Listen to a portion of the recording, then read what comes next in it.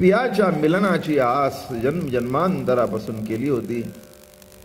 तेव्हा म्हणाले तीच आस शिल्लक राहिली आणि बाकी सगळं पोकळ झालं, काढून टाकलं. इतकं सोपं नाही हो. विश्वामध्ये एकच अशी गोष्ट आहे, 16,108 पत्न्या होत्या, पण काही क्षण जवळ केला असेल आणि लांब ठेवला असेल, पण जी सतत अधर सुद्धा रस चाकत होती ती बासुरीच. त्यांना तरी सतत जवळ कसं घेणार? कारण 16,108 होत्या, पण काम, क्रोध, लोभ, मत्सर भरलेल्या होत्या आतमधून. तेव्हा तुम्हाला जर वाटत असेल की प्रभूंनी आपल्याला जवळ करावं, तर जरा रिकामे होण्याची प्रक्रिया सुरू करा. रिकाम होणं नाही का? अहो, रिकामाला झाला तर आतमध्ये काहीतरी साठवता येईल. ज्याच्यात मुळात काही साठवलंय त्याच्यात साठवतं काय येणार? म्हणून ज्याच्यात साठवलं जातं त्याला साठ म्हणतात, पण 60 वर्ष झाली तरी कळत नाही.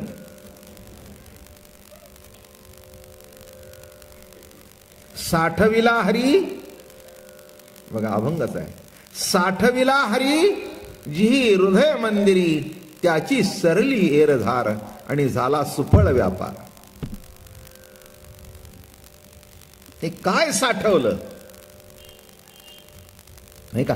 ज्याच्यात साठवलं जातं ते रिकामा असावं लागतं. तुमचं जर पहिल्यांदा भरलेलं असेल तर काय साठवणार? काही नाही, काहीही नाही, काही उपयोग नाही आहे. नळाचं पाणी चालू आहे,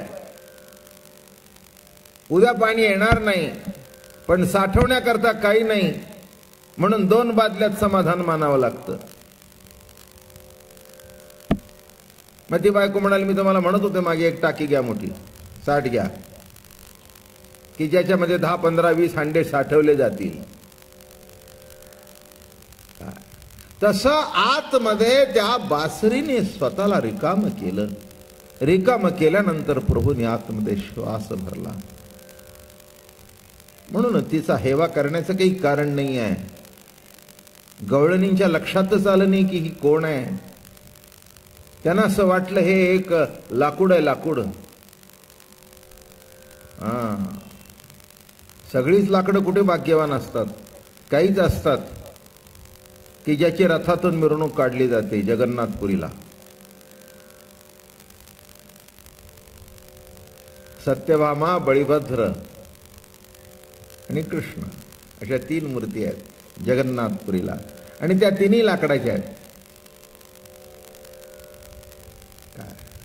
जगन्नाथपुरीच्या मंदिराच्या चौकटीला सुद्धा लाकूड आहे, सर्वकडे लाकूड आहे, पण त्या लाकड्यावर पाय देऊन जातात आणि या लाकडाचं दर्शन घेण्याकरता, मिरवणूक बघण्याकरता 10-10 लाख मनुष्य एका दिवशी येतं. तेव्हा त्या लाकडाची सुद्धा काहीतरी तपश्चर्या असली पाहिजे. हे मान्य केल्याशिवाय पर्याय नाही ना. तसं चालत्या बोलत्या चैतन्यमय असलेल्या गोपी, बासुरीचा हेवा वाटला त्यांना. बासुरीचा हेवा वाटला की काय आहे तुझ्यात? ती म्हणाले, मी सर्व माझं अस्तित्व रिकाम करून टाकलं, माझ्यात काही भरलेलं नाही. आता जो फुकला जातो तो फक्त भगवंताचा सूर. म्हणून परवा म्हटलं, अधरी धरो निया वेणू.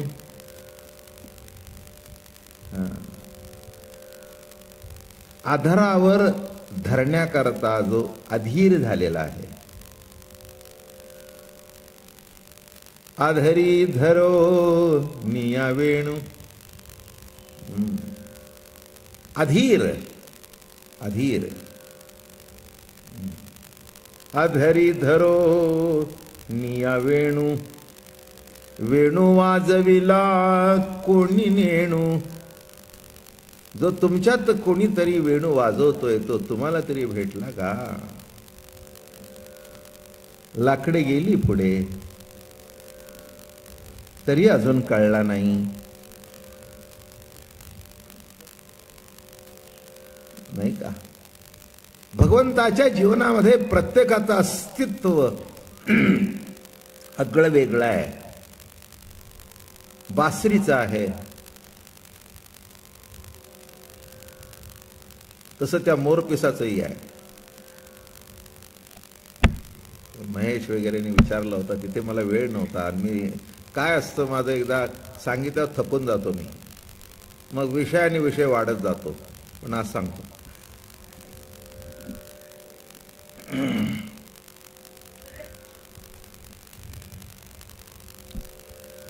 हे मोरपीस डोक्यावर आहे. एकाने मला प्रश्न विचारला होता की रामाच्या डोक्यावर काय नाही, ते उत्तर दिलं काय सांगायची आवश्यक. पण महत्वाचा भाग सांगतो की भगवंताच्या डोक्यावर मोऱ्याचं पीस आहे. मोर हा फार पवित्र आहे. आपला राष्ट्रीय पक्षी आहे तो, त्यांनाही माहिती नसेल, पण पवित्र का धारण केलं? मोराची निर्मिती शरीर संघातून होत नाही. लांडोर आणि मोर यांचा शरीर संबंध होत नाही.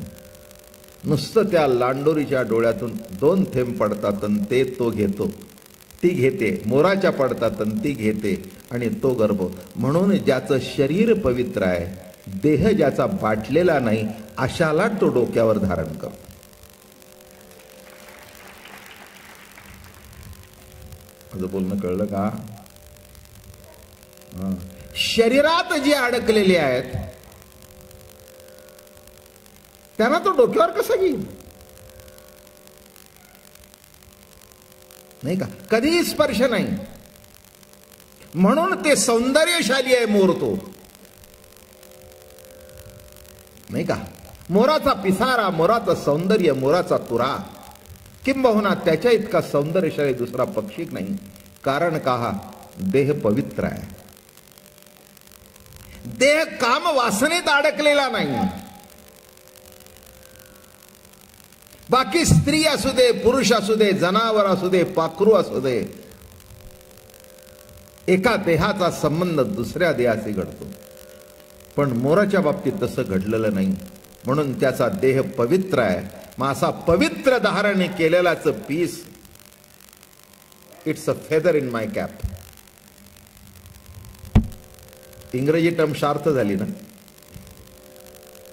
इंग्रजी टर्म असं वापरतात. एखाद्या माणसाला एखादं काहीतरी विशेष मिळालं की नाही, ते म्हणाले हे तर जास्ती तुमच्याकडे आहेच आहे, पण हे जे मिळालं, it's a feather in your cap. तसं भगवंतानी आपल्या मस्तकावर धारण केला ज्याचा देह पवित्र होता आणि अतिशय सुंदर डोळे होते, देखणे डोळे, बर का?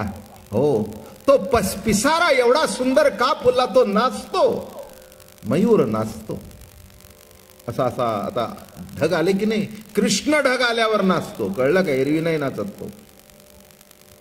आकाशामध्ये जेव्हा कृष्ण ढग येतात तेव्हा तो Thuy Thuy Thuy Thuy Thuy Thuy Thuy नाचत असतो. आणि त्यावेळेला ते 2 थेंब गळतात आणि ती लांडोर ते घेते. तसं संतांच्या नजरेतून जे बाहेर पडेल त्याचं टिपण करत चला.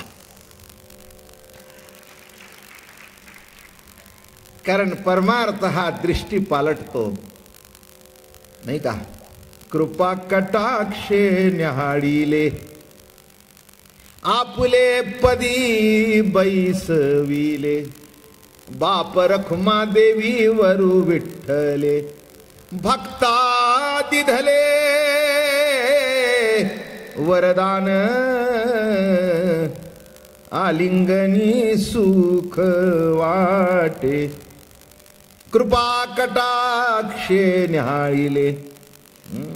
नुसती कृपेची नजर टाकल्याबरोबर जीवन पळतं, एवढी ताकद संतांच्यात आहे. दृष्टीच्या एका थेंबामध्ये जर संवर्धनाची ताकद आहे, संवर्धनाची ताकद आहे, तर मग काहीही स्पर्श न घडता एक निर्मिती जेव्हा होते, ही सुद्धा ईश्वरी सत्तेतली अलौकिक लीला आहे. म्हणून मयूर पिच्छ वेटी शोभत असे. अलौकिक आहे कृष्ण चरित्र. फक्त संगती लावता आली नाही पाहिजे, काय आहे ती देवाने सुचवली पाहिजे. कशाची संगती लावतो आपण? आपल्या संगतीत आयुष्य गेलं तरी त्यांची आपली संगती लागली नाही.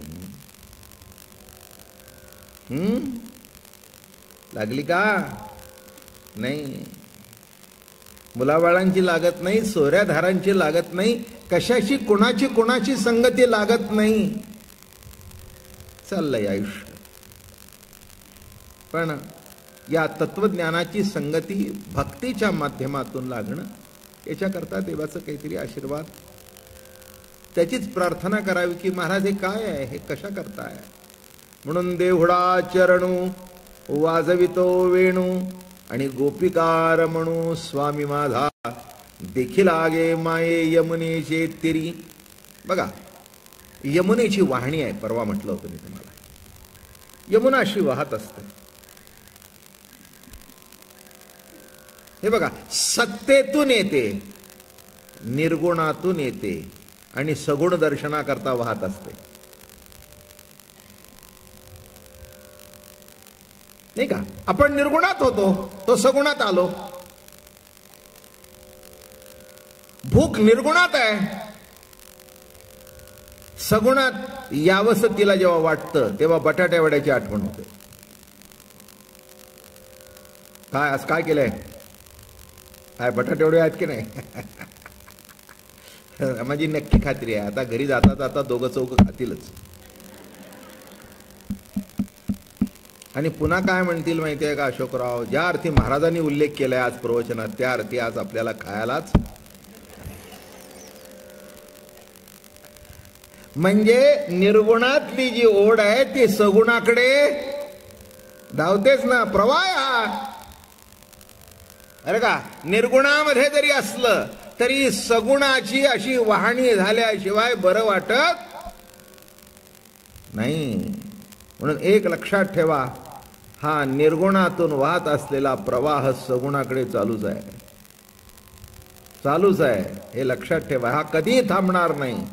म्हणून यमुनेच्या काठी आणि भगवान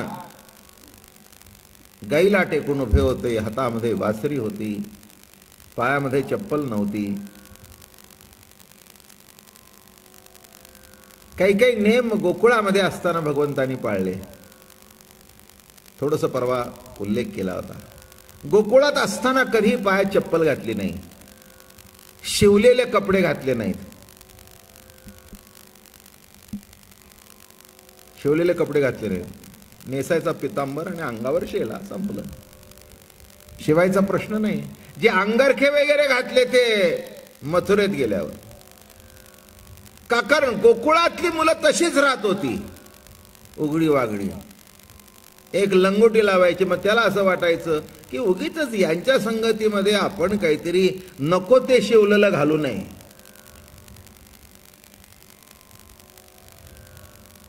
नाही का?